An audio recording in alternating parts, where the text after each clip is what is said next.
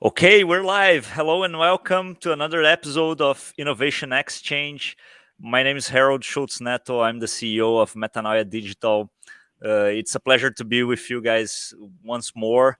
Last time we had Servan here, it was an amazing conversation around social issues and social responsibility in companies. And today I have my good friend from Malaysia, Aditya Tuli. And I was telling Aditya in backstage that I was looking to put a shirt here to look better on camera.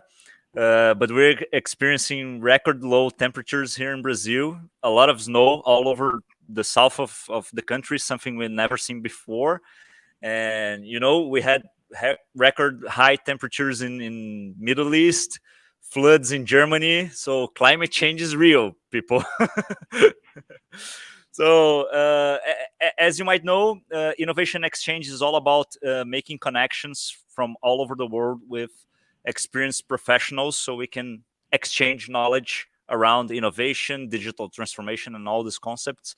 I'm the CEO of Metanoia Digital, a consulting firm dedicated to digital transformation and innovation, working globally. And with me, Aditya Tuli. Aditya, feel free to present yourself to our audience. Hey, Harold, good to see you, and thank you for inviting me over here. Yeah, for our audience, I don't know. Maybe I should start by saying that I'm living in Malaysia now for about 7.5 years, right? It's not where I'm Okay. originally from. I'm originally from India. I have a connection to Malaysia because of my wife. So we have two young kids now in Malaysia. Uh, but for the past 20 years or so, I've been in technology, right? I started my career way back in 1999 as a software programmer, and so I've been During the bubble. uh, during the bubble. Yeah, that's when I graduated. But this is India, remember, right? So in India, Okay. that's the peak time of sort of information technology, and the industry was shaping up really, really well.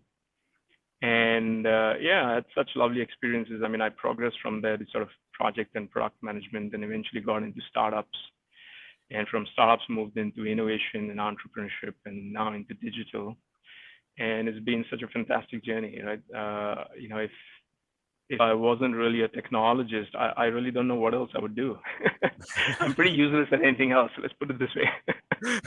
So I've been extremely fortunate that I've lived in a few places, and when I look back and I start connecting the dots, when you mentioned India, right? 1999 was basically the time where a lot of these applications were essentially going on the browser for the first time. I remember that very vividly because we started from desktop programming and moved into browser programming. I was a programmer back then, and eventually in about 2006, the open source movement was catching on, especially open source software for the CRM, the ERP, the BPM kind of softwares, and that interested me Yep. because as a consultant to some extent at that point, I was very interested in taking these kind of enterprise softwares to small and medium-sized business, and from there I went into startups. So it's been very interesting how the dots have connected. Yeah, but anyway, great to be here. And just for your pleasure, I'd like to report that the temperature in Malaysia is about 30 plus. So Okay, good. you'll see me wearing t-shirts. I wasn't planning to wear a shirt as either. It'd be too warm for me. Yeah, it's so interesting, right? Living in two different parts of the world, and very different climate. Yeah. So crazy, right? And the most amazing thing is that, like, back in 1999, we wouldn't be doing that. Internet was like starting. I'm Connection telling you. was. For those who remember that the famous noise from the modem. It was crazy Yeah, times. my first modem used to be a 14.4. Yeah, I moved Wow. from 14.4 to 28.8, I think, and I was like, that's such a big jump, double the speed. Yeah. And now you can't even transfer anything at that, right? Yeah. So Exactly. all of this has happened pretty much after 1999. The whole social media, the podcasting revolution, the webinars, and whatever else. Zoom has become so big now. So much has changed just in the last year, if you think about it. And Exactly. so, yeah, Exactly. fascinating times, really I, fascinating. I was talking to a group of people that I mentor here about how technology changes customer behaviors, and Mm. how digital has been democratizing several things. And sometimes we don't think about it. There's a theory in innovation called jobs to be done. It's really common. Yep. It's a very famous framework. I know that, and some jobs people never thought about before you have the technology that can give you the job. Yeah. Let's say in the 1900s, beginning of the last century, people didn't think about, oh, let me go from Asia to America and from Europe to America, whatever, because it was so hard. There was very few trips from boats and large ships and all this, and suddenly Yeah. came the airplane, and everything changed. And now you have Yeah. a new job. Everybody wants to fly around. And we're experiencing the same thing with digital. This job, Yeah. oh, let's do a podcast interview, with someone in Malaysia. It didn't exist like 20 years ago. It's wild. Yeah, you and I have never met physically, right? I mean, we've Exactly, purely connected online every time. And exactly, we've known each other for what, 3.5 years, I presume, right? exactly. I know you were my facilitator and mentor when I was going through the design sprint certification, and that was 2018. And Yep. we've always connected because of interest in innovation and technology generally, but it's always been online, and I think you've been in Brazil all this time, and I've been in Kuala Lumpur all this time, and very difficult for us to meet anywhere, but online makes it so possible. Uh, and I hope when we meet physically, I can be in Malaysia, far away from the cold. Well, at this point, everyone would love to travel. I would wish to go to Brazil. I mean, I know it's cold over there, Exactly. but after living a year in lockdown, I think all of us are just eager to just get out. Exactly. Plane flights. I think flight tickets are going to explode in the next year. Yeah, I was Probably. reading about reports in the States where the markets are opening up and people are flying again. It's a bit Hmm. scary. It doesn't really happen here in Asia so far. Yeah. But yeah, I mean, it's interesting to see that happening. And whether we'll ever go back to normal, I don't know. But hopefully there will be some travel. Yeah, that would be great. So you mentioned internet speed back then, when you started, and exactly today I got this technician who changed my internet provider and all this, and I just put like 300 megabits of Wow! speed here with Congrats. 50% upload, which is 150 Yeah, megabits. Oh yeah, my, it's what a life. yeah, exactly. I don't know what you were on before, huh? But 300 is quite good. Where I live, we still have 100 Mbps, but Yes, that's still yeah, I used to have 100, and right now yeah. 300 is the second fastest we have here in my city. So yeah, Excellent. amazing how the internet evolved, right? It's crazy. But Yeah. I was curious. You mentioned you're a programmer. Which language? Well, back when I started, you wouldn't believe it. It was mainly VBA. Yeah, I don't know whether you know Oh, cool. VBA. Of VB course, for applications. I programmed a lot on VBA. I loved Yeah, it. yeah. And I joined a small company. So after I graduated from engineering, I joined a very small software house in Bombay, in Mumbai now. And that house was very sort of had a very particular way of approaching things. Everything would be prototyped very fast, and the prototyping tool was MS Access, right? And again, I don't know whether you remember MS Access, but it was such Yeah. a fantastic tool. Actually, I think it still is a fantastic tool. We probably don't recognize it that much, but it had the database in it. You could have tables in there, you could have forms in there, you could create interfaces, and of course, you could write code behind, right? And even when we moved to the browser, the first few applications that we did were always prototyped on MS Access. So if you like, your MVP was MS Access those days, right? Oh, And we used to cool. do that, and then showcase it to the customer and say, no, no, no, now imagine this on a browser, right? Imagine you have this in your Internet Explorer with the HTML, making things happen and whatever else. And in fact, Ajax wasn't there at that point either, and Ajax came later on as well. But those were the days. It was very exciting because, yeah, we had a lot of that interesting work, programming and taking things from desktop to web. And I don't program anymore these days. I miss it to some extent. I look at some programmers and I'm like, wow, it allows you to be so focused. It's great. Yeah, yeah. Yeah, But I moved out of it.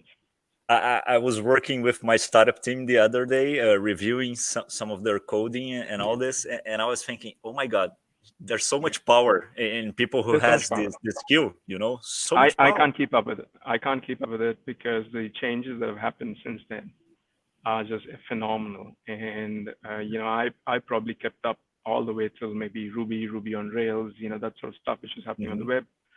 And then beyond that, there's been a huge explosion with data and analytics and new languages, and now you've almost got zero coding, no coding kind of platforms, right? So you don't even probably need to be a programmer to build an app Yeah. or a simple app these days. So it's just phenomenal how things have moved. Yeah, I remember I had a friend from college who back in like 2007, 8, he was all rave about Python, who Yeah, which was kind of like new back then, yeah, it's still and new. he Yeah, was like amazed and he was totally in love and tried to evangelize us on Python and all this. And a few years back he sold his startup and now he lives in Barcelona. And I was thinking, that's a futurist guy. This one has probably the sure. vision. Yeah, exactly. No, but it's a fantastic job to have, to be honest. And if you're a creator doing anything like that, I think the amount of satisfaction that you can get is phenomenal. So I Yeah, had a blast, when I was a programmer. But yeah. yeah, I eventually moved on to other things. Cool, cool. Let's talk about that. I know a little bit about your story. You mentioned your wife in Malaysia. Was there any other particular reason, like a specific job or anything, that made you move to Malaysia? No, it's interesting because so I was as a after 1999 I worked in India for about 5 years, then moved to the UK, right? And then I was living in London in about 2007, and that's when I met she wasn't my wife then, but we were dating at that point, so that's when I met her.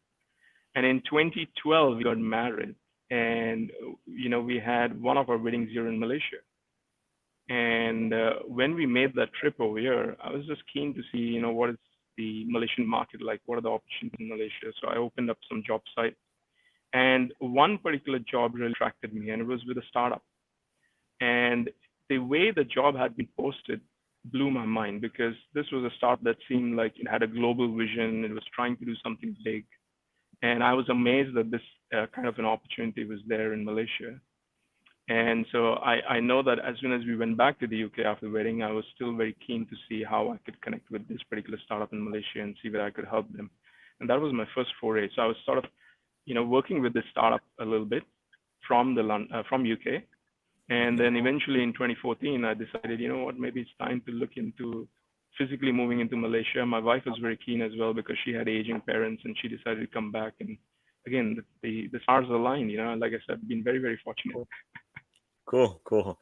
And what was your like experience arriving in Malaysia after UK, and after some experience in India? So I believe it's completely different cultures, right? Yeah. And It is. and It is. concepts on innovation and Yeah. startup. To some extent, it's Malaysia is like a fusion, right? It's got lots of things happening over here. It's got some influences from India. It's got influences from China. Obviously, it has its own culture as well.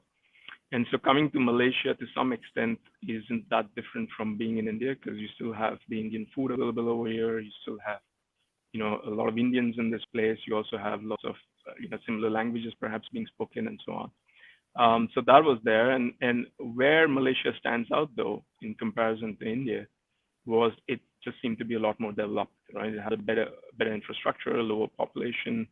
There seemed Okay. to be a lot more of that. And it was an interesting switch making from UK to Malaysia as well.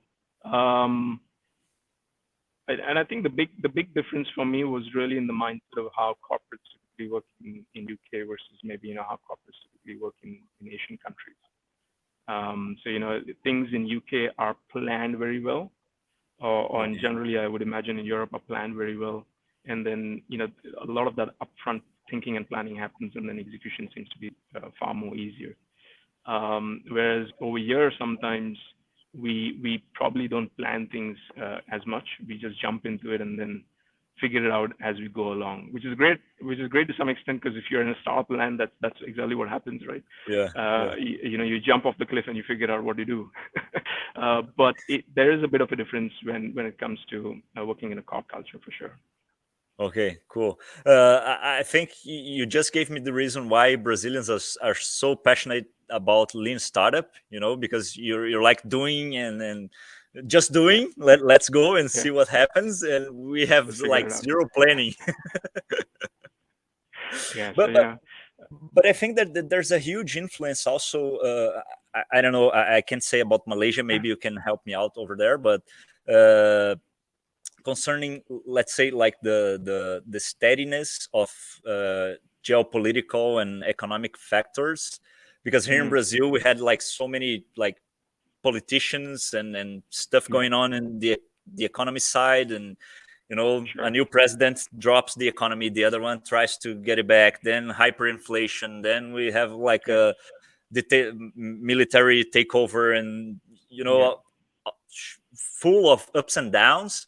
So yeah, in this environment, you kind of like, there's not much room to planning. You never know true, what will happen. Uh, true, our current economic minister, he's like a very liberal guy and all this, and suddenly he looked at several good companies in our stock exchange, and he said, you know what, we should tax some of those return to the investors. And right, yeah, crazy, man. Nobody ever exactly, thought about like a very liberal guy who worked on like investment banking doing something like this. So mm, planning in some of those countries are really complicated, because you don't have yeah, like that the steady flow, that long term view from the government and all this to make sure you can plan something and that happens and the sure. execution is easier, etc. I don't know if that's the case with Malaysia No, of I think Malaysia is a Asia. lot more stable.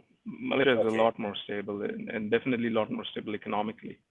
The economy has been it's been growing pretty well over the last few years, of course, with the exception of last year. But the economy has done well, and I think the industry over here has contributed a lot. And politically, you can say that Malaysia probably is a bit unstable right now, right? And again, a lot of changes have happened in politics in Malaysia over the last 2 or 3 years. But by and large, I think the economy gets on with it, and the private sector has been able to cope with it, and touch with everything so far is working out. So I can imagine where Brazil is very different, because yeah, as you said, you had those inflations and all those economic downturns and whatnot. Malaysia probably experienced that, in the last century, but by and large, since then things have been a lot more stable. And when I think back to India now, I mean, India as well is similar in terms of how its economy is. It's pretty strong. It's been growing very well, Mhm. and I think the entrepreneurial spirit in countries like India and Malaysia and maybe even Brazil is quite strong. People know how to get on with things, right? They've got to fend for Yeah. themselves. And so you have lots and lots of small, medium-sized businesses doing whatever they can to make an earning. So I think the private sector manages quite well. We wish the politics was a lot more stable back in India as well. Well, we are dealt with whatever we are dealt with, right? So we just got to live with Exactly. that. Exactly. Oh, crazy. And so after arriving in Malaysia, you had this experience with the startup, and then Oh, right. So my first job in Malaysia was still with a large corporate, but it was interesting because we were looking at analytics at that point. This is 2013. And so this is a large company exchanging. It doesn't exist anymore. It's been bought over by DXC now, so it's part of DXC. oh, cool. But exchanging had an innovation center in Malaysia, and so again, that attraction was there because they were trying to do some different things in Malaysia as opposed to what they do in the other offices globally.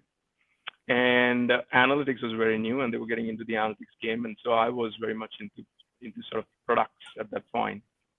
And that was the first thing I was trying to do, was trying to imagine lots and lots of analytics products for financial services, banks, insurance, everything else. And we were doing interesting things in scraping social media and news sites and doing sentiment analysis and those kind of things, right? So it was fun. Cool. And that was for about a year or so. And then eventually I found this opportunity with a government agency in Malaysia, which is, the agency is called MAGIC. MAGIC is an acronym for Malaysian Global Innovation and Creativity Center. And it was, again, Great it seemed acronym, to by be the this. way. Yeah, it is. It is. We have to credit the people who came up with that name. This was back in 2015 when I joined them, and the agency was a year old at that point, so it had been set up in 2014. But again, it was doing something which I thought was phenomenal for Malaysia. Here was a government that was trying to really set up a startup ecosystem and really supporting it to the hilt, and was doing fantastic programs. And there was so much noise about magic out there that I was just gravitated to it. And what amazed me is that I was a foreigner in this country, right? But here was a government agency willing to hire someone who had no clue about Malaysia, as an example. I don't speak the Malay language either, till date. And so that's very interesting, right? So like, wow, excellent. But they were very keen to have that global outlook. Again, part of the reason why I got attracted to that. So yeah, I did that for about 4 years, and that opened up my eyes to so many other things, because now I was looking at startups, not just from doing my own startup or being part of a startup, but now sort of assisting startups and assisting entrepreneurs to get Hmm. onto that journey, and deeply thinking about innovation and deeply thinking about ecosystems, communities, those kind of things. And the reason I was doing design sprints, as an example, was partly because I wanted to bring that to the entrepreneurs and the startups that we were training here in Malaysia. That was the time when my interest in design thinking, design sprints was really had a peak. And I remember visiting GDS in the UK. I don't know whether you heard of them, Government Digital Services in the UK. That basically was the service design and promoting a lot of service design, and that was the whole interest around it. So thanks to you, I got certified. I did that course. Um, and yeah, I mean, it's been fascinating, because I never really thought about innovation as a specialty or a buzzword before that, right? It was always about, yeah, we're doing some new things. We are trying out some stuff. Yeah, back in India as well, when I was a programmer, it was always like, yeah, we'll just give it a try. Yeah, we never really thought, oh, let's be innovative. But now there's so much of buzz around innovation, right? Every corporate wants to be innovative, and everyone's thinking about how do you create this innovation culture. Yeah. And I jumped onto that, and that led me to where I am today, actually. Yeah, that's great. I also got really interested when we met back then Yeah. about the concept of magic. Because Yes. I've actually never seen, at least here in Brazil, we have like several ecosystems and other stuff, mainly Hmm. pushed by private companies. Hmm. There's a huge ecosystem here in Brazil called Cubo, which is financed by the largest bank in Brazil, and Right. and I can remember like one accelerator and tech park, which Yeah. is in northeast of Brazil. They're really famous, but they're mostly like a public-private thing. And Sure. and I thought it was a very nice idea from the government. It's I think it's really rare to see a government like with this open mindset. And Yeah. especially this idea of diversity and inclusion, which is so important for innovation. You know that, right? Yeah. It's No, amazing. it is very forward thinking, I must admit. Back in 2014 when Magic was set up, I joined them in 2015, but it was set up in 2014. There was probably only one other accelerator program running in Malaysia. I mean, Wow. nobody really talked about startups per se. Nobody really talked about startup ecosystem until Magic got created in many ways. And there was no corporate really running programs to connect themselves with startups. There was nothing like that. There were no CVCs. There was nothing like a corporate accelerator or corporate incubation program. There was nothing about it. And now, of course, there's a lot more. And I think Magic has played a role in catalyzing a lot of it. And to some extent, by the way, Magic, when it was started, was largely influenced by Chile, because Startup Chile was a program that I think was Yes, started probably in 2010 or 2011, around there somewhere. they're very And famous. yes, and again, it was supported by the government over there. And the idea was that you have a capital city like Santiago, but how do you make it a hub? And let's bring foreign startups in there and mix up the local startups with the foreign startups, and let's see what happens. Interesting things might come out, and that was an experiment that seemed to work very well in Chile, and that's where the idea for Magic came about. And some of the first programs in Magic was all about that. Was very global outlook. One of our key programs was the accelerator program, where we had, I think, an intake of maybe 20 or 30 startups per cohort.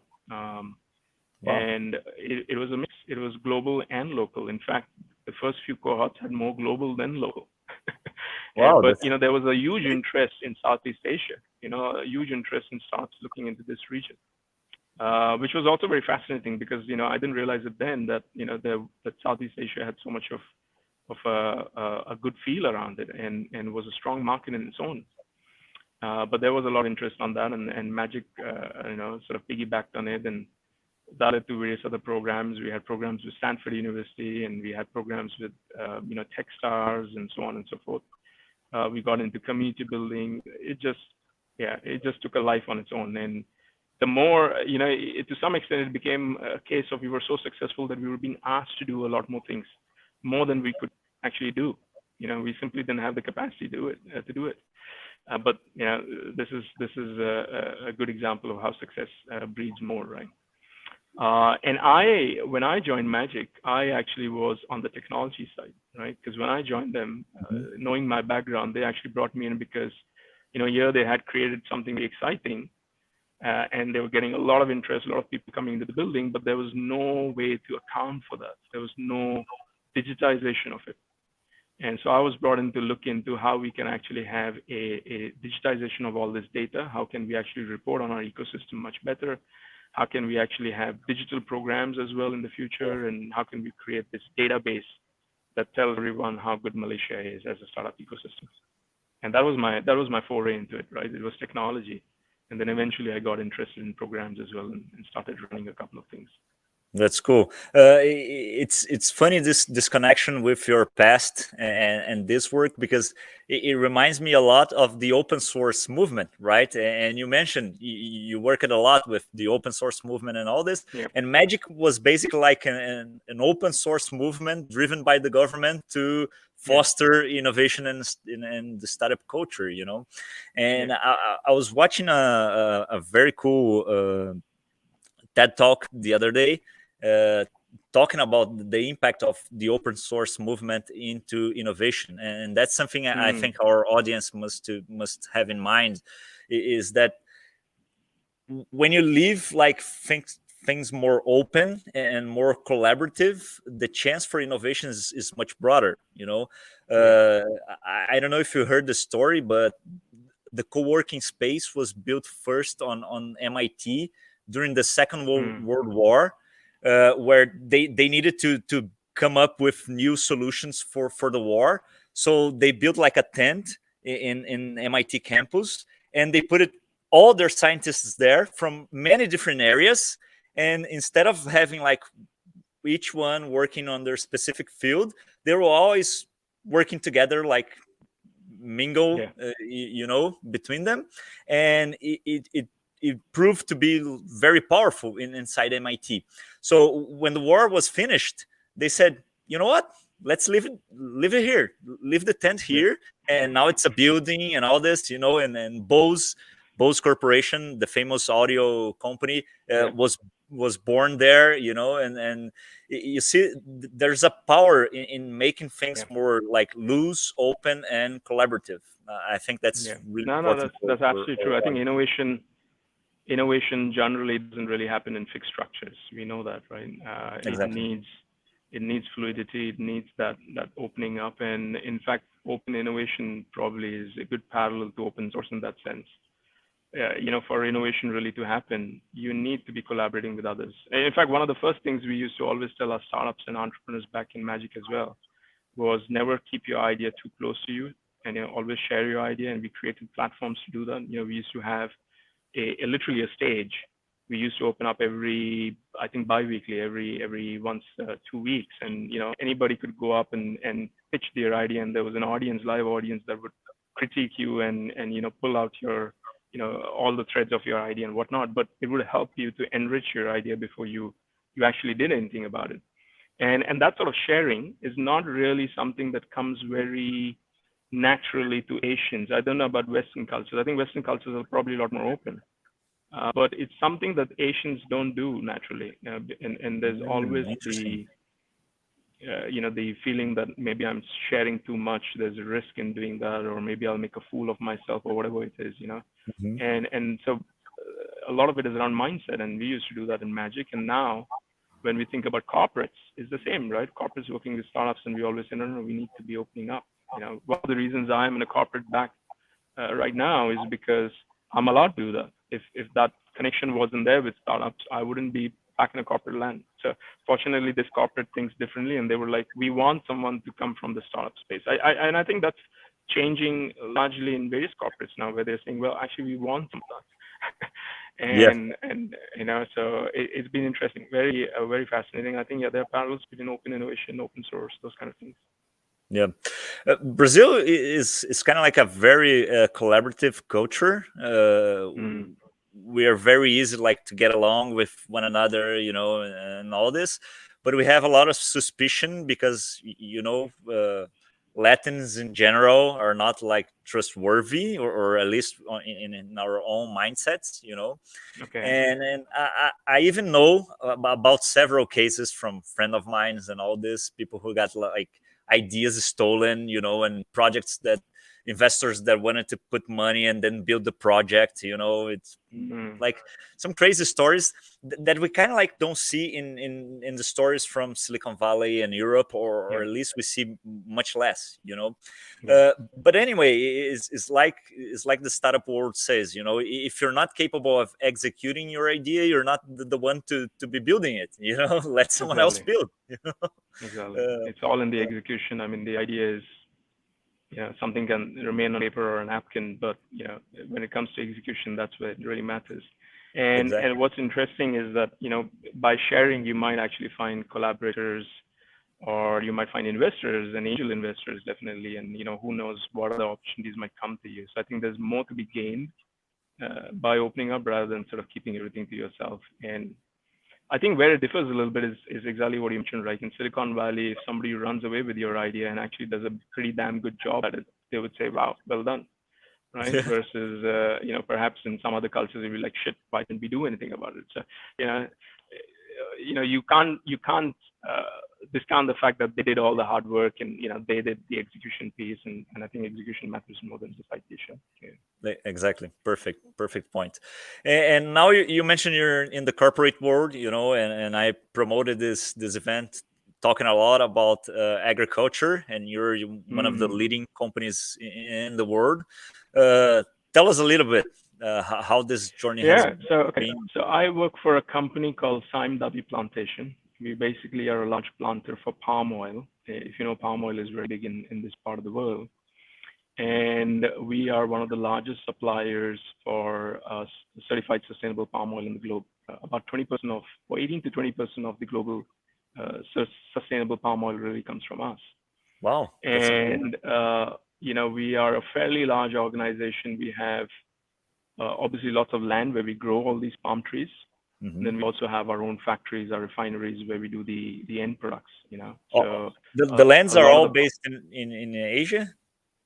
yeah, predominantly in the so palm is one of those things that grows around the tropics, and so we Okay. have our land here in Malaysia, we have some in Indonesia, and then we also have some in PNG, Papua New Guinea, and Solomon Islands. But then our downstream refineries are further spread out. We've got in maybe 10 or 12 different locations now. So apart from Malaysia, Indonesia, PNG, we also in Thailand, in South Africa, in UK, in Netherlands, and so on. And it's a very large business. It's vertically integrated. It does everything from seeds all the way to the end product. Sometimes we have our own branded products as well, where we do palm oil in cooking palm oil here in Malaysia, or even some tocotrienol products that come out of palm oil from the vitamin E's in palm oil and so on. And so it's interesting that I never imagined myself to be working for an agri company. I mean, I've never really shown an interest in growing anything myself. and but when the opportunity came to me, it wasn't really that I was looking out for agri. It just came to me, and I was fascinated because I saw it as one of those industries that still had to catch up on digital, and therefore the opportunities were huge. Yep. I came in a little blindly. I wasn't quite sure what the challenges were, but I knew the opportunities were there. And if you ask me, 2 or 3 industries that would have attracted me, agriculture probably was one of them. Healthcare could have been the other one. Education probably the third. And now, when you think about COVID, I think pretty much what we're seeing, these 3 industries are really accelerating, are really going through a big change. And a lot of people go into financial services, but to me personally, financial services wasn't very interesting because it was already digital in many ways. There was a lot of technology already there. Everyone's focusing on it. And so for me, agri was a new space, and that's how I got attracted. And, we set up a digital office over here. Not that the company wasn't doing technology before it, but there was a clear interest in new technologies. And so we set up a completely new office, the digital office. And, I was the first person to come and join that office. Today, we are about 15, 16 people. We're going to go, by the end of the year, we'll probably be 22, 23 people. Wow. So we are growing quite rapidly in that sense, despite the pandemic. And there's so much I've learned in those 2 years. It's like a weed in a plantation, right? You're growing like a weed. It's taking a life on its own. Exactly. It's just growing on its own. What's interesting is the opportunities. I mean, I was correct about it, though I didn't know the specifics, but I was correct about the opportunities. And I happened to be, when I joined this company, in fact, I happened to look at some reports, and I saw one of the market reports was from McKinsey. And McKinsey had done this probably in 2015, 2016. So it's a slightly old report, but it was trying to look at how digital ready each industry is. And you had, obviously media on top, and ICT as an industry on top. You had retail probably there, financial services. I mean, all of these were pretty much settled. Mm-hmm. But the very bottom of that list, you had agriculture and hunting. And I don't know how many hunters Harold, today. I don't know that many hunters. Me neither.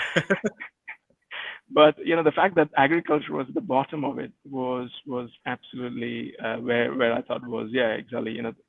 There's a lot of opportunity. And I mean, we can get into some details later. But one of the things we've been focusing on recently, especially after the pandemic, is robotics.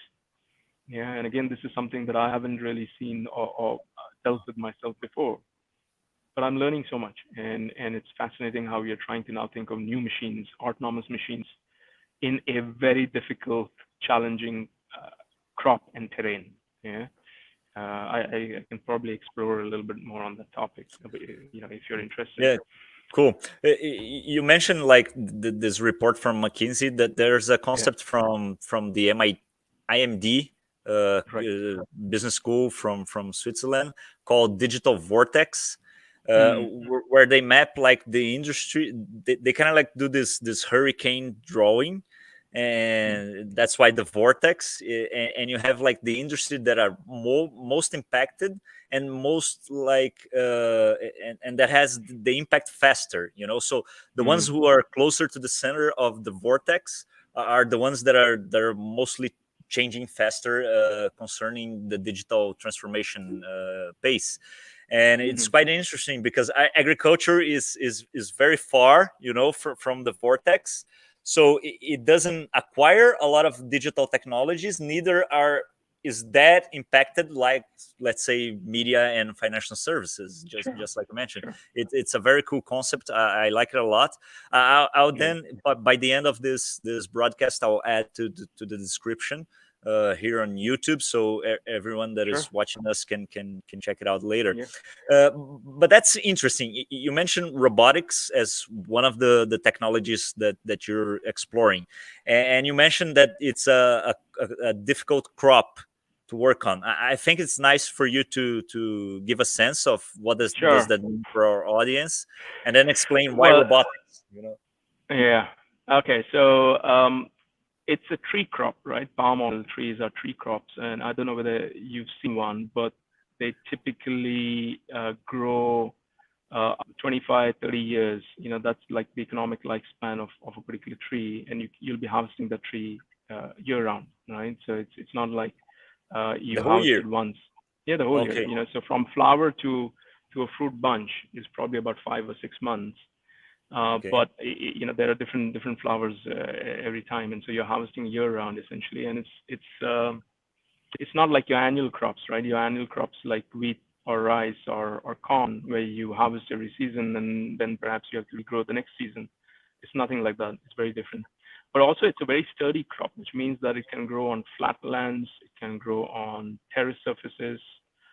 We have undulating surfaces here in Malaysia as well. So we have a variety of land which is grown on, and that means that these lands were not really built for machines to be going through them, essentially, right? So Okay. when these plantations were planted, they were not really built for machines. It's not something that you can now say, well, just uproot everything and rebuild it, because you'd be, like I said, the economic lifespan is 25, 30 years. So replanting is a slow process. Yep. So you can't really do that. And besides that, there are so many other challenges. The tree can go tall. It can grow up to 10 meters or so. Wow. The fruit bunch, you can think of a particular fruit bunch being about 20 kilos or so. So it's quite heavy, Wow. right? And each of those fruit bunches is made up of various fruitlets. So you may be having, hundreds of those fruitlets in there, and each of them has oil content in it. So you can't lose them. You've got to collect that as well. Um, and the person who's harvesting it probably has the most difficult job at the end of the day, because the person who's harvesting it has very little evidence of what really is ripe, first of all, right? They'll probably look at the ground to see whether there are any loose fruits on the ground. And if there are any some Okay. loose fruits on the ground, then that's an indication that maybe something's right. And then they've got to reach the fruit bunch, they've got to chop through a couple of fronds, those big leaves, if you like, the palm leaves. Mm-hmm. Those are thick and fibrous, by the way. The stalk of those things is maybe 5 or 6 inches. So you've got to chop those. Then you've got to chop that fruit bunch, which might be 10 meters high. And all you have is an aluminium pole with you with a sickle at the end. That's all you But have. So you have a very like rudimentary this, tool. yeah, like the same thing in the past 3,000 years, let's say. Yeah. So, this is one of those industries that hasn't changed that much. There's been mechanization over the last maybe couple of decades, but by and Okay. large, a lot of the work that happens in the plantation is still quite manual. And that's harvesting. But anything after that is not that much easier either. So if there are loose fruits on the ground, like I said, those loose fruits typically are high in oil content. You don't want to miss them, so you've got to collect them as well. But they are all over, right? And so you don't really have a machine that can effectively pick them up from the ground and the mud and the grass. And so you need somebody else who goes in and rakes it, piles it up in one place, and then somebody else goes in after that, and then dumps it into a wheelbarrow or a tractor or whatnot. And it's manual all the way, if you can think about it, right? Yeah. So yeah, I mean, the interest in robotics is because we have a shortage of people who want to work in agri, and that shortage has been there for many years, right? I don't know how Interesting. many people really think of working in a field these days. Like I said, me personally, I've always been sitting on a desk, right? I always had a desk job, so would never really think about it.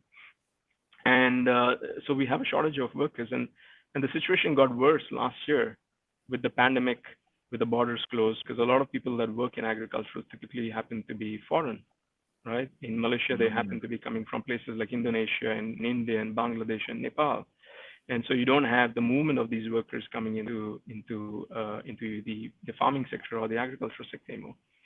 And that just means that you've got to think of something else. And in our case, we decided that maybe it's high time to invest in serious technology, right? I mean, sure, this situation could reverse tomorrow, but we don't imagine it to be, like I said, going back to normal, right? So we've just taken the opportunity to say, I think right now is the time to do it. We just jumped into robotics. And so far, it's been a fascinating journey because what we've done is we've done a lot of research. We've looked at technology. We've looked at how ready that technology is for all the applications that we have in Palm. And what our research has shown us that is that the technology probably exists. It's in bits and pieces. So we've got to stitch it up. There's no real solution out there. So we've got to make these solutions ourselves. But the technology exists. And this is a midterm to a long-term solution. We might be ready in a couple of years or 3 years from now, and by then the technology would have been even more advanced than it is today. So I think we are hitting at the right time, right? Because if you think about products, and you probably know this, right? When you're thinking about innovation, the right time to do things is when that technology is at the cusp of breaking out, right? It's probably 2 years before it becomes mainstream in that sense. Yep. That's when you should really jump into it, and that's what is happening right now in Palm. And Sime Derby plantation, given its size, given its credibility, can be one of those first movers trying to make this thing happen, right? Because there are a lot of other small farmers who can't do it, but there has to be a large company that takes that first jump, and I think Sime Derby plantation is brave enough to do that. So that's what we are looking at right now. So now, what does that mean? I mean, maybe I should go deeper. There are technology or tools like drones, UGVs, electric tractors, and robotic arms. Different type of cutting mechanisms and collection mechanisms that need to be thought of. And we're trying to bring all of this into palm oil in Malaysia. And by and large, these technologies exist in other places. They don't exist in Malaysia. They exist in the US, and they exist in Europe. They exist in Australia and New Zealand. And again, we are only seeing the first commercial applications being rolled out today, right? So it's not something that is widely available. Okay. So this is a big challenge for us. Where we see machines, by the way, is where the annual crops are, right? So you see John Deere's of the world having, tractors and combines and so on. But remember, annual crops are slightly easier to manage versus what I just described for palm. Tall trees, heavy fruits, different types of terrain, and humid conditions to operate in, and so on and so forth, right? So very different circumstances. So yeah, that's a big challenge. Yeah, you mentioned something quite interesting about the evolution of technology. I saw statistics the other day mentioning that the weight and the weight and the, how do you say, the drone autonomy with a battery charge and all this has been growing by like tenfold for every 2 years. So you think about it. Right now, you might be looking at drones, and I don't know, they can lift like, I don't know, 500 grams. So there's no way they can take like a fruit bunch from your palm tree. There's no way. But like in 2 years, they will be doing like 5 kilos, and then in another 2 years, maybe 50 kilograms, and then you can have like one drone picking up 2 fruit bunches, and that's really what we talk a lot of on innovation right now is to think on exponential terms. Sure. Just like you mentioned, you're starting this work right now, analyzing. There's maybe no commercial application right now, but you're looking with a vision for 2-3 years. You have the mature technology that can really help you out. So that's something really important for our audience to think.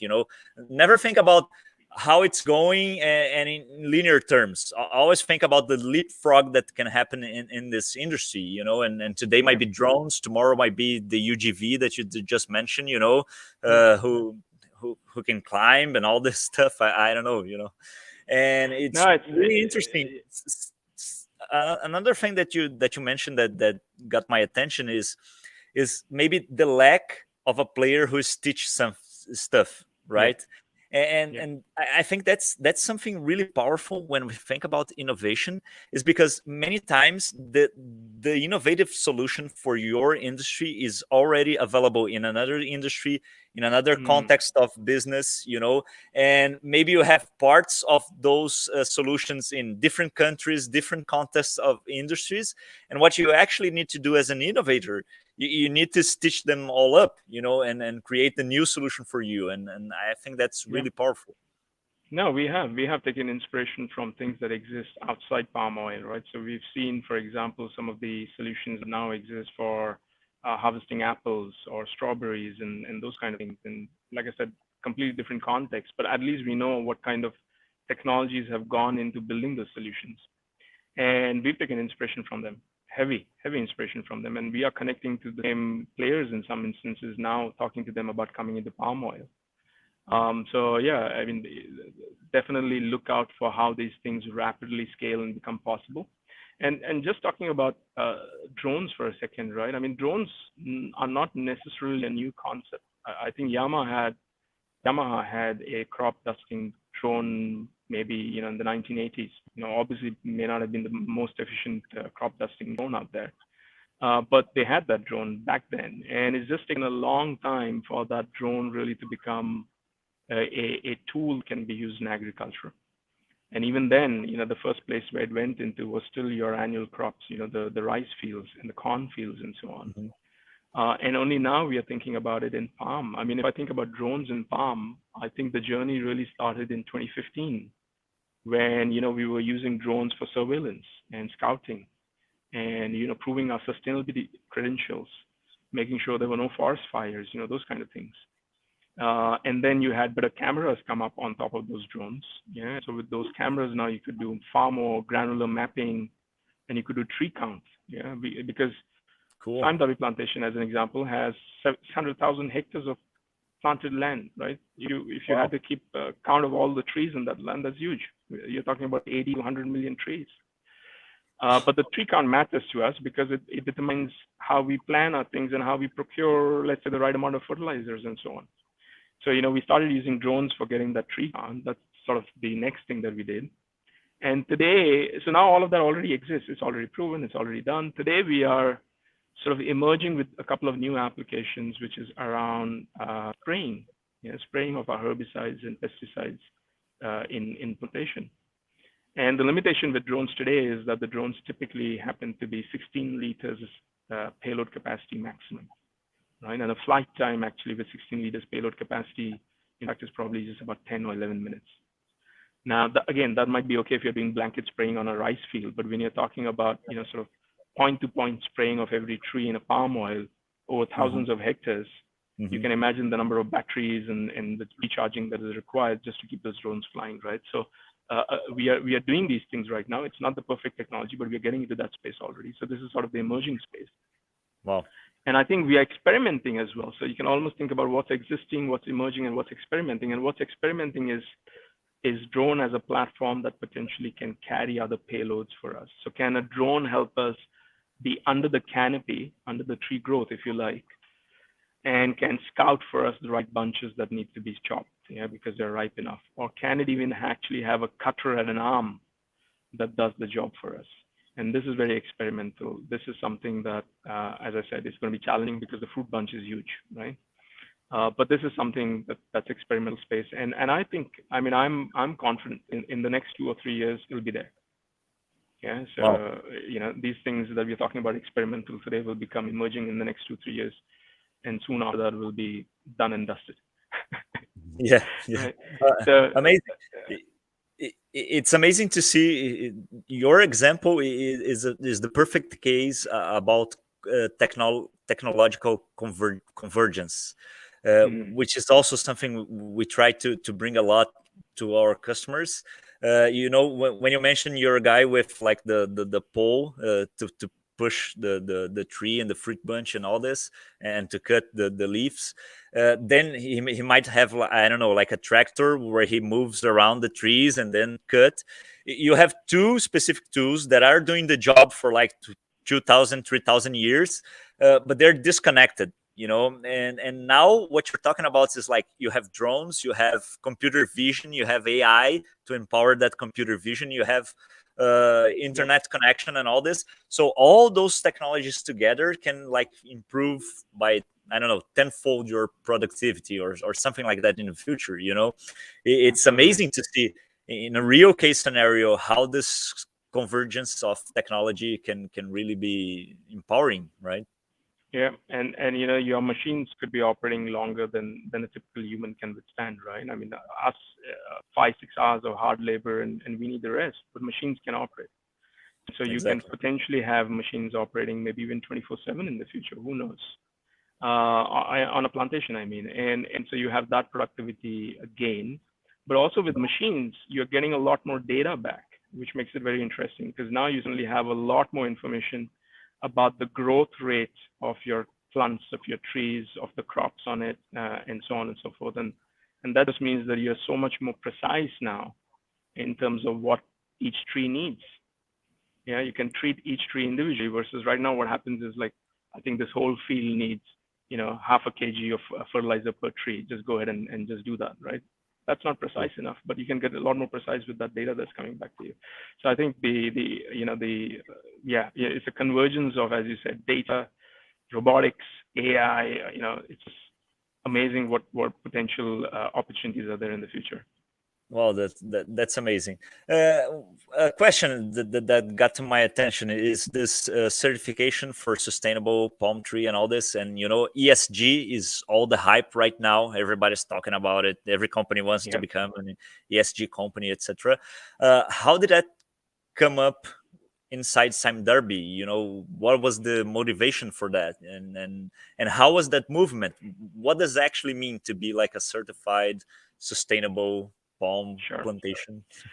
Well, so we've had a very strong policy for sort of no exploitation of labor and no burning of forests and Good. no planting on peatland for many years now, maybe 30, 40 years already, right? Wow. And we were one of the founding members of a council called the Roundtable for Sustainable Palm Oil, the RSPO. We were one of the founding members of it, which was set up again maybe a couple of decades ago. Yeah. And RSPO is one of the leading organizations that pushes for sustainable credentials and sustainability certificates.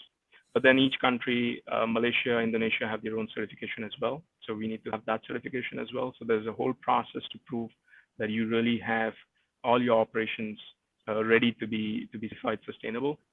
And that you're not, and it's not just about our own crops, but it's also about maybe if you're getting some third-party crops in your value chain, you've got to make sure that even those third-party crops are covered for to some extent. So there's a very tedious process to go through all of that, but it matters a lot to us, and it matters to our customers at the end of the day, because our customers are large FMCG companies who also are very keen on sustainability, because their end customers, people who consume food, want to make sure that everything has been done properly. So yeah, I mean, there's a big drive towards sustainability. And you were talking about climate earlier on. Now, climate change is a big issue as well, and I think climate change and agriculture are related, right? In the sense that it impacts us, but also agriculture is typically pointed out to be one of the reasons, especially when it comes to burning forests and so on, that contributes to climate change, right? So we've got to make sure that we are conserving our forests, protecting our forests, and being a very responsible player. So I think there's a very big sort of confluence of our policies, plus now the technology coming to support that. Yeah. So we see digital as being one of the ways that we can strengthen our credentials going forward as well. It'll help us prove those credentials much more easily in the future. We'll be able to audit these things far more effectively in the future. And so, yeah, again, digital is the answer. To me, Yeah. at least. I may sound like 100% technologist, but to me, like, digital is the answer. It has to be done that way. Yeah, yeah, we can see that like on our daily basis. Right now, when you go to like a platform, let's say, I don't know, YouTube or anything like that, you have algorithms that make like full quality control. You don't have like sample control. You can audit every video, every document, every photograph, whatever, and you have that empowered by AI. If it wasn't AI, it wouldn't be Yeah. possible, And Yeah. right now, we have like fintech revolution, where you send your documents through your smartphone and all this. So it's really too easy to see that happening on agriculture, and you don't need like manpower, and you don't need to do like sample Yeah, analysis. You can do like full quality control, full auditing without thinking yeah, sample. The yeah. sample time is getting over. Exactly. So, we say you must treat every tree as an individual in your population, right? Just like every government would think about every individual and the health of every individual. We are really trying to get to that level where every tree and the health of every tree is known to us, and so we can intervene at the right time, essentially. And yeah, you can't do that at the scale that we are at with human power, with people power. You've got to look at how technology really comes in and helps us. One of the first things, by the way, when we set up digital over here about a couple of years ago, was look at all the historical data that we had in terms of production numbers, and already started building some really cool models about what our future yield might be, right? And we did that, and we've tested that now for over a year, and we can now project our yield 12 months ahead with fairly high degree of accuracy, 80 to 90% accuracy, right? That has Wow. huge implications for us as well, and certainly that's excited the organization, because now, as in our upstream operations, it means you can plan various things, but downstream operations, you suddenly know what kind of oil is going to come to you in a few months' time, and you could be making very smart decisions on when you should buying and when you should be selling, those kind of things as well. So I think data is hugely powerful, and we shouldn't forget that the machines at the end of the day will return us a lot more data. Yeah, amazing, amazing. That's one of another question I wanted to make you. Uh, what about other areas and other technologies that you're looking at? Because you mentioned a lot about the crop itself, but what else? I don't know, like logistics, supply chain, all this. I think is really complicated, especially in Yeah, your case. You have several lands and several building facilities and all this. yeah, Uh, yeah. what So other technologies the are the becoming? the two technologies that are really big in play right now. One of them is analytics. The other one is robotics. Now, there are other interests, of course. One is to look into blockchain because, especially when it comes to sustainability as well, and you want to prove or you want to have very transparent proof of the source of everything in your supply chain, Mhm. then blockchain comes in as a solution. So that's something that we are looking into very favorably. It might come up in the next 1 or 2 years for us. Right now, we have decent level of transparency in our entire supply chain, but I think blockchain is going to be very interesting going into the future. So that's something that we are keen on. And, because we have factories and because we take safety very seriously, maybe there could be a play for AR and VR in the future, right? This is where you can imagine that people are, again, you've got to be careful about how many people are allowed on the factory floor, and can some sort of a VR glass be used for knowing where, what machine is operating at what strength, and where there might be a maintenance required or a risk level high or whatever it might be. So you have Mhm. all those challenges. And then, of course, when it comes to supply chain, again, it depends on how smartly or intelligently you manage your supply chain. So it's around analytics as well, to be honest, Mhm. because it is managing your or balancing your demands and supplies. So there's analytics a lot which is in play in supply chain. So those are some areas that we are looking into.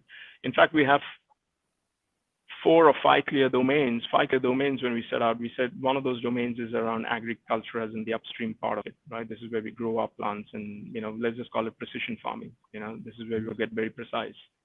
And the other domain was around our factories and what technologies are needed in manufacturing piece. The third domain was around commercial, so sales and trading, and how do we improve our customer experience. And you can think of chatbots and whatever else that's in that space already, right? So all those kind of things. And then the fourth space was in the integration of the entire value chain, balancing the supply and demand, and analytics is played over there. And the fifth one was basically our HQ, all of the procurement functions, financial functions, HR functions that also need intelligence, that also needs data to guide in their decision making. So, those are 5 domains that we are after, and we built this whole blueprint. We identified 80 to 90 different opportunities that we can get into, and we are Wow. really at the first phase still. Yeah, we are only in the foundation phase. We'll remain there probably for one more year. This is going to be a journey for us, maybe 7 8 year old journey for us. But there's huge opportunities. We have so many things to do. And do you think that like the pace that you're experiencing right now with the corporation is like the same or getting close to the pace you used to have with startups and all this? How you're trying to manage that, and balance that? I think the pace is actually quite aggressive right now, especially right now with Okay. the pandemic, right? So things have really sped after the pandemic hit us. Like the robotics piece, we would have probably waited a year or another 2 years for robotics to happen for us. But the pandemic just forced our hand, right? So it kind of, had to be brought forward. It had to be reprioritized. So in many ways, we've become a lot more focused and a lot more aspirational and ambitious, which otherwise we wouldn't have been. So clear case of what is pushing your digital transformation right now is the pandemic. It's COVID, right? So there are things that have really accelerated, but again, I have to admit that when it comes to execution capability in Malaysia, in generally in Asia, we are not the strongest, and so this is where we need to find the right partners to work with us, because we don't have enough data scientists and robotics people in Malaysia available to us. And we've got to find them somewhere else, and so we've got to work with partners to help that piece happen. So that'll be the Interesting. challenge. For our global audience, get connected with Aditya. I'll leave his Oh, LinkedIn later on. So absolutely. We are looking for startups. We are looking for anyone who's got interesting technology. Of course, we are looking for people as well. And if you have an interest in Malaysia, which I think you should, by the way, at least in Southeast Asia, if not Malaysia, then yeah, look me up on LinkedIn, connect with me. that's great. So Aditya, our time is up now, and I first would like to thank you a lot for your time here. It was an amazing conversation. It's great to see like you pushing like the boundaries for agriculture. Just as you mentioned, it can drive so much innovation, but it's still so hard Yeah. to apply to drive innovation in the end in the sector. And I would like to ask you to make a recommendation for either a podcast or a book or a course that you wanted to leave to our audience, or maybe the three of them. uh, what's interesting Well, that you've been putting your heads on. well, I've tried to cut down on media consumption. I've become very particular on my media consumption. I don't know whether you guys and your listeners do that, right? So I've cut down on a lot of social media for sure. But there are a couple of newsletters that I read and I subscribe to, and one of them is from Peter Diamandis on Cool. futurism, right? So that's a very good one, and that has a lot into AI and what's happening in autonomous navigation and robotics and medical and everything else. Yeah, so that's a very interesting one. The other one that I read is one which is more popular in the States. Doesn't really have that much covering Asia right now, but it's a newsletter called Morning Brew. I don't know whether you It's guys have amazing. heard about it. And that's the other one that I read sometimes. And in terms of books, I mean, I don't know why, but lately I have a big interest in psychology and philosophy, and so I've been Cool. catching up on some books around there. And there's a good book that I'm reading right now, which is called Barking Up the Wrong Tree, which maybe you want to pick up, and that's an interesting one. But when it comes to digital, I mean, there's so many good books out there. In fact, even the Exponential Transformation book that I know you have a keen interest in is a good book to pick up, right? So if Yes. your listeners haven't really picked up on a particular tool or a methodology to use, then that's a good one to bring to a corporate, and I think that'll be excellent. So yeah, those would be some recommendations. But That's great. thank you, Harold, for giving me this opportunity. I said I'm very, very fortunate to do the things that I'm doing. I think I'm very fortunate to be part of Sime Derby plantation, and equally fortunate that I'm connected to you. Like we said, we've never really met, but our connection continues. Yes, exactly. Thanks a lot. Thanks a lot for your time. Thanks for the audience, and see you in the next episode.